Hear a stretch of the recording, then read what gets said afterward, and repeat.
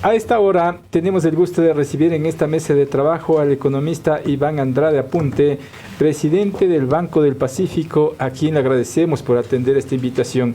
Economista, gracias por estar en este estudio. Les saludamos a Alexandra Gaón y Jorge Ñacato y lo hemos invitado para hablar del trabajo que permanentemente realiza el banco en beneficio de sus clientes, en beneficio del país, en definitiva. Y quiero empezar preguntándole, cuando recién estamos empezando el 2026, ¿cómo cerraron el 2025? ¿Con qué cifras positivas, entiendo, para el país y beneficio para el Ecuador? Bienvenido, buenos días. Muy buenos días y muchas gracias. Creo que primeramente yo destacaría que el impacto de lo que hemos hecho tiene que verse reflejado en trabajo. En empleos. Entonces, cuando vemos las cifras, antes de hablar de cuánto es lo que ganamos, lo que me refiero es, en realidad, nosotros hemos llegado a más de 4,000 empresas entre grandes, medianas y pequeñas. Ello en sí, cuando hablamos especialmente, por ejemplo, de las de que son pequeña y mediana empresa, significa una relación de creación de trabajo. Y entonces, en esa creación de trabajo, si nosotros tomamos esas 4,000 empresas y hacemos nada más un cálculo, que esto es probado estadísticamente, de al menos 3 empleos, cuando uno da un buen financiamiento al sector productivo, eso significa que son 12,000 personas, probablemente, y lo cual es un impacto como tal en sus hogares. Generador de empleo. Exacto. Y para nosotros ese es un enfoque principal, porque luego entonces si yo les digo, miren, ganamos 206 millones de dólares, entonces, bueno, sí, es un 30% más que el año 2024. En el 24 el banco ganó 158 millones y en el año 25 ganamos 206 millones. Y la pregunta es ¿para qué? ¿Y cómo se traduce de beneficio para los clientes? Exactamente. ¿Para invertirlo en la misma gente? Exactamente, porque nosotros tenemos ya algo así como 2.8 millones de depositantes. Entonces, primero tenemos que cuidar ese dinero de los depositantes y ver a quién se presta. Pero segundo es que el enfoque del banco ya en el año 25 fue abrirnos nuevamente a lo que es sector productivo. Entonces, cuando yo doy las cifras, sí, se colocaron 970 millones en banca corporativa, 223 millones en pymes y 164 millones en empresarial. En esa combinación, justamente es donde está enfocado y fue enfocado particularmente el año 2025. Eso significa entonces que están ocupándose de distintos sectores donde hay múltiples necesidades. Y el país, yo creo que hay que dar crédito donde se debe dar crédito, cuando el presidente Noboa se dedica a estabilizar la economía del país como uno de los factores fundamentales. ¿Qué ha significado para el Ecuador? Lo que le ha significado es de que le han ingresado recursos a la economía. Y esos recursos son los que permiten que de esa forma se vaya dando un crecimiento económico importante. Al Ecuador ya lo ven con confianza en el extranjero. Y se traduce, yo digo, en 3 ejemplos. El primero es aquel que sí, cuando se firma un acuerdo, no es solamente que se firme un acuerdo con alguien que le va a prestar dinero, sino que se lo hace porque se va construyendo credibilidad. Allí nos dieron a nosotros como país. Recuerden, en mayo del 25 se cerró un programa de 5,000 millones de dólares para el Ecuador, que se va dando en fases, ¿no es cierto? Gracias. No es a una sola vez. La segunda es de que acabamos a fin de enero, el gobierno acaba de anunciar que se logró no solamente el que colocaran 4,000 millones de dólares de bonos con vencimientos 34-39, sino que hubo una demanda de más de 4 veces para comprar ello. Superaron las expectativas, ¿no? Y yo diría que en una escala menor, pero no por ello menos importante, para el sistema bancario privado ecuatoriano, es que nosotros la semana pasada, como Banco del Pacífico, se anunció formalmente que JP Morgan nos entregó un crédito de 500 millones de dólares. ¿Esto es como respuesta de lo que viene haciendo el gobierno? Desde luego. ¿Por qué? Porque si es que no hay una estabilidad económica en el país, no lo regresan a ver. Entonces, y no porque seamos sector privado, tampoco nos regresan a ver y dice, bueno, sí, pues les vamos nada más a dar, no importa lo que sea. No, si no hay esos visos de estabilidad, no vienen al país. Y esa estabilidad de alguna manera redunda en la gente que quiere, por ejemplo, acceder a un crédito hipotecario, por ejemplo. Hablemos de esa manera, que también tiene que ver con esta cadena productiva y con esta el tema productivo, el tema de subir la economía de un país, por ejemplo. O sea, redunda. Quiero una casa, quiero producir, genero empleo. De seguro que sí. Un préstamo, por ejemplo, para un negocio. En los dos lados, ¿no es cierto? Por un lado, por ejemplo, tenemos en el sector productivo, sea el tamaño que fuere, nosotros hemos visto que ya las empresas han comenzado a hacer inversiones en activos fijos. ¿Qué significa? En maquinaria, por ejemplo, o en expansión de lugares logísticos. ¿Por qué se da eso? Porque avisoran de que ya teniendo una base de una mejor estabilidad económica, pueden arriesgar recursos para entonces invertirlos y que haya mejor producción, que haya mayor productividad. Eso por ese lado. Y ya lo hemos visto nosotros en el banco. Parte de la demanda importante que tenemos es inversión a largo plazo, y los créditos son a largo plazo los que estamos dando al sector productivo. Y en la parte de vivienda, asimismo, si es que hay creación de empleo, más personas sienten mañana, pasado, luego voy a tener un ingreso. Y por ende entonces ya el sueño de tener una casa, un apartamento, un terreno, se vuelve una realidad más cercana. Y entonces allí, con ese grado de confianza, se endeuda. Este es como el ciclo completo que se va dando. Allí, de nuevo, partimos de una estabilidad, de que se cree empleo, de que la expectativa de un mejor futuro se va concretando. ¿Se ha reducido el miedo, podríamos decirlo, al endeudamiento de alguna manera? Yo diría que sí, en el sector productivo, por un lado, eso se ha sentido, especialmente por este cambio, como digo, de que es, también invirtamos no solo en capital de trabajo, sino en lo que es activo fijo de producción. Ese es importantísimo, porque ese toma años en construirlo. Entonces, si no se ha restituido confianza, es imposible pensar que lo haga. Sí. Economista, de estos 500 millones de dólares conseguidos, ¿cómo van a ser canalizados o distribuidos en los diferentes segmentos donde ustedes trabajan? En el caso concreto de estos 500 millones, primero conseguimos un crédito de estos 500 millones a 7 años plazo, con 1 año y medio de gracia, lo cual nos permite también dar ese tipo de facilidades a nuestros clientes en el sector productivo. En cuanto a la composición, el volumen, si uno lo quiere poner de esa manera, ¿no es cierto?, en términos generales, no son solo esos 500 millones.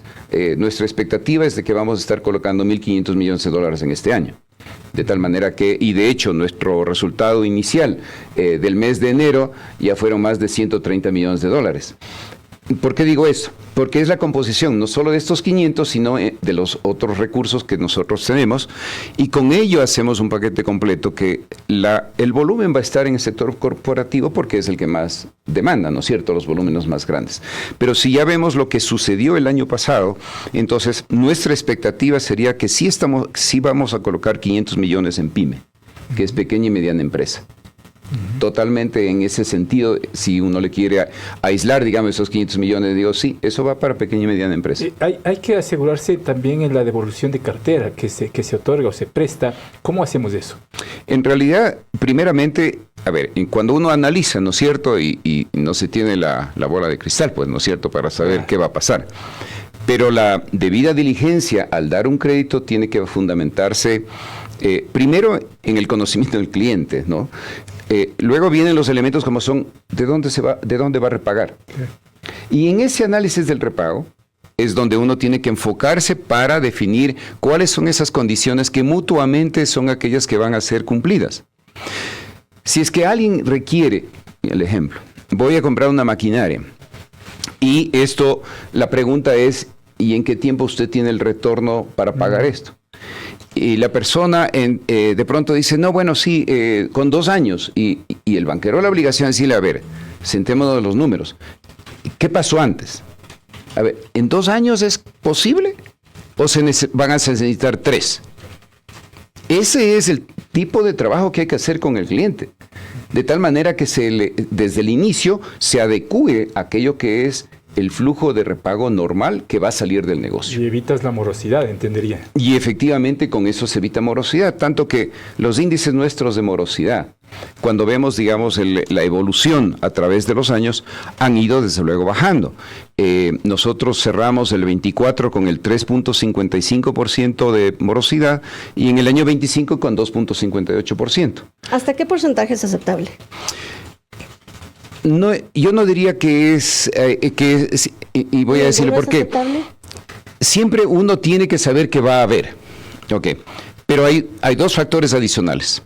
El uno es que uno tiene que crear provisiones más allá de lo que es el nivel de morosidad. ¿Por qué? Porque eso significa que si es que yo estimo, o digamos que si mis resultados son, supongamos, como en el caso nuestro, al cierre del año, que fueron como $170 millones de cartera morosa, menor en valor de lo que fue el año 24. Y yo tengo provisiones no por 170 millones. ¿Qué significa? Que en un caso no me pagan los 170, yo ya provisioné, yo ya mandé eso como un gasto, ya hice una provisión en un caso fuera que no, pero no es suficiente.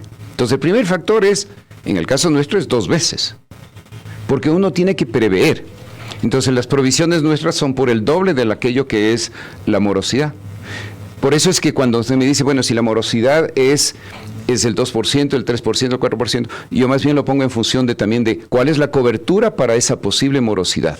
Uno como banquero tiene que prever. Entonces, en este caso, la cobertura es, cerramos como 240%. Esto es manejarlo con prudencia, no es ahí tas con tas, o sea, ahí ya, bueno, no, de pronto estuve con 120 de morosidad y provisiones de 120. No.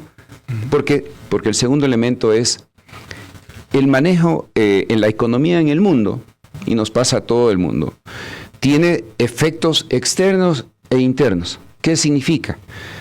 Hay grandes nevadas en el sector este de Estados Unidos que están, pero les cae nieve pues ya creo que como una semana y media entera. Se paraliza las ciudades, se paraliza la logística. ¿Qué impacto va a tener? Que de pronto aquel que está transportando y que tiene un crédito no va a poder pagar. Entonces, ese factor externo influye en lo que puede ser la morosidad. Ahora, fue, por ejemplo, el tema de la pandemia. Y no solo de la pandemia, claro. Pero efectivamente en ese momento, que era un tema mundial, pero igualmente en el caso nuestro, claro que la morosidad subió. ¿Qué era lo importante? De que los bancos que estaban preparados con suficientes provisiones, no es que se afectaron para no poder seguir trabajando, sino que sí lo pudieron hacer. Y por eso esa composición de elementos. Ahora, desde luego que un banco uno no quiere tener morosidades del 5%, del 6%, tampoco, ¿cierto? Y para ello sí que hay que trabajar y dedicarse con grupos especializados. Y yo lo que digo aquí es, vivimos en competencia.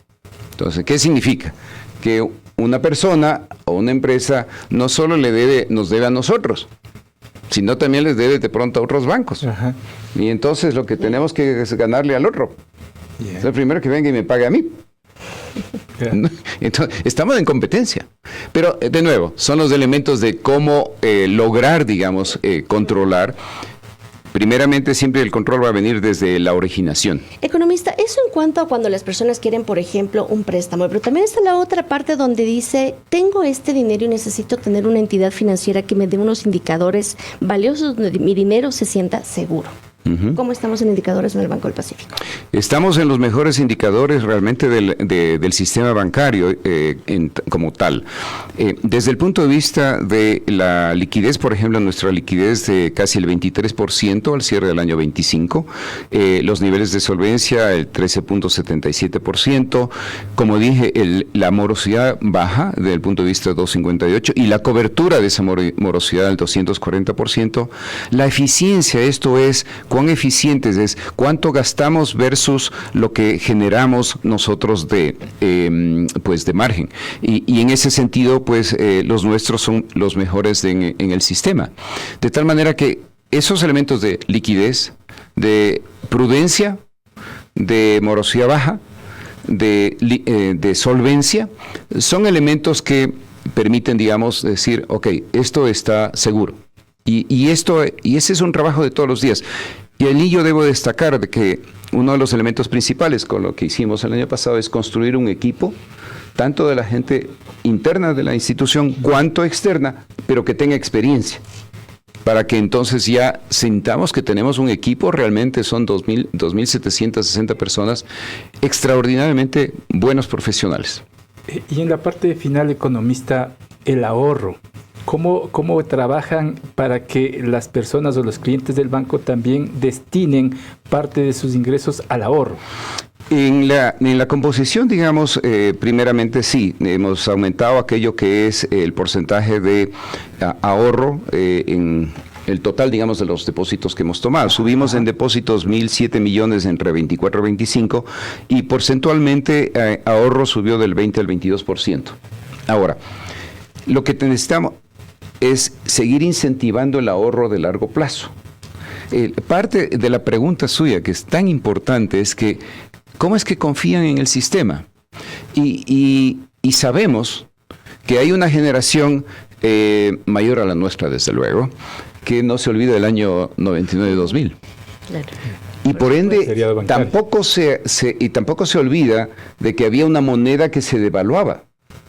Y entonces la concepción de ahorro era, yo no puedo poner a largo plazo porque si la moneda se devaluaba, perdía valor.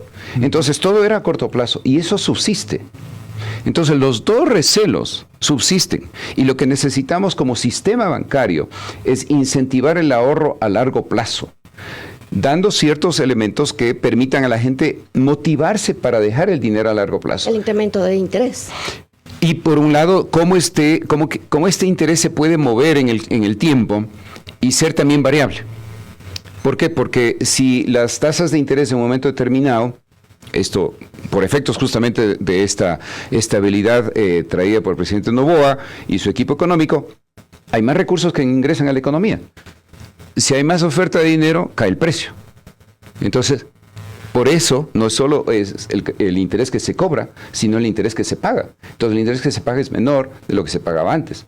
Pero porque hay esa cantidad, digamos, como digo, de mayores recursos. Incentivar el ahorro es un tema que tenemos que iniciarlo con lo que es educación financiera. Educación financiera en las escuelas, en los colegios, para que a su vez vayan dándole forma al por qué es que es importante un ahorro de largo plazo. Y allí viene ese ingrediente de que el ahorro de largo plazo tiene que estar en función de qué voy a hacer, yo diría ya ahora, pues cuando alguien se retira. Claro. Tiene que haber ese recurso. Te permite planificar. Exactamente. Allí es donde tenemos que seguir y nosotros impulsar el que desde niño uno comience a tener ese aspecto que asimismo hace varias décadas me cuentan que había el cepo. Claro. Pero cuando la moneda era estable. Hoy la moneda es estable, vamos ya 25 años con la moneda estable. Tenemos que recuperar. Pero nos olvidamos del cepo. ¿Para qué era el cepo? Claro. Aquí el ahorro a largo plazo es para cuando lo vamos a requerir, pasadas las décadas de trabajo bien realizado, pero que no queremos quedarnos en ascuas. Hacia allá debe apuntar lo que es ahorro a largo plazo. Perfecto, con eso me quedo, economista. Qué importante diálogo sostenido. Le agradezco por su tiempo, economista. Muchísimas gracias, siempre con el mayor gusto estar